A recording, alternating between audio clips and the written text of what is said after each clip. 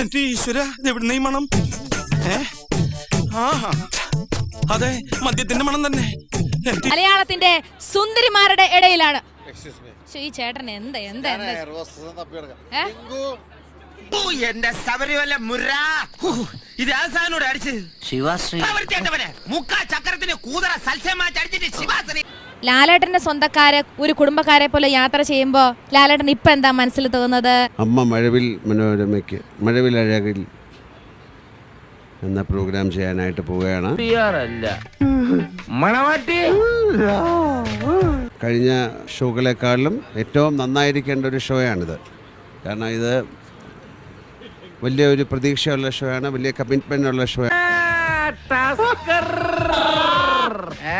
തന്നെ നമ്മൾ കുറച്ച് ടെൻസ്ഡാണ്. നമുക്ക് ഏറ്റവും നല്ല ഷോ അല്ലേ ചെയ്തു കൊടുക്കണ്ടേ. അപ്പോൾ അതിൻ്റെ ഇതിലാണ് നമ്മൾ നാളെ ചെന്നിട്ടൊരു സ്റ്റേജ് റിഹേഴ്സൽ ചെയ്യും. 5-8 പെഗ്ഗെന്നൊക്കെ പറഞ്ഞാൽ സാറിന് ആനവായിൽ അമ്പഴങ്ങിയ ഒടുക്കത്തെ കപ്പാസിറ്റി അല്ലേ ആ ശരീരം കണ്ട അറിഞ്ഞൂടെ? നീ എന്താ ഈ പറയുന്നത്? വളരെ ടെക്നിക്കലായിട്ട് ഭയങ്കര ഇതുവരെ അമ്മ ചെയ്തിട്ടുള്ളതിൽ വെച്ചിട്ട് ഏറ്റവും വലിയ ഷോ ആയിരിക്കും. ജനാധിപത്യത്തിൽ സ്വേച്ഛാധിപത്യമില്ല. സ്വേച്ഛാധിപത്യത്തിന് ആരോടൊന്നും ചോദിക്കാനില്ല, ആരോടും ഒന്നും ചോദിക്കാനില്ല. അയാൾ എന്താ പറയുന്നേ? എനിക്കറിയാം എന്തോ കാര്യമായിട്ട് പറയുന്നു. നിനക്കല്ലേ കേൾക്കാൻ പറ്റണ? ഒന്നുമില്ല.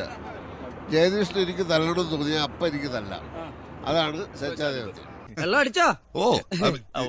വെള്ളം ഒഴിച്ചോ പറഞ്ഞതിൽ വലിയ അർത്ഥമുണ്ട്. അതെന്താണെന്ന് അദ്ദേഹത്തിനും അറിയില്ല, നമുക്കും അറിയില്ല.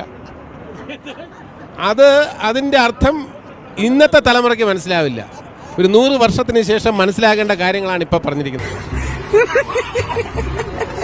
മധ്യ തിരുവിതാംകൂറുകാരൻ കൈമൾക്ക് മദ്യം ഒരു ലഹരിയാണോ, മദിരാശി ഒരു ഹരമാണോ? ഈ കൊടിയന്മാരുടെയൊക്കെ ഒരു ഗതികേട്.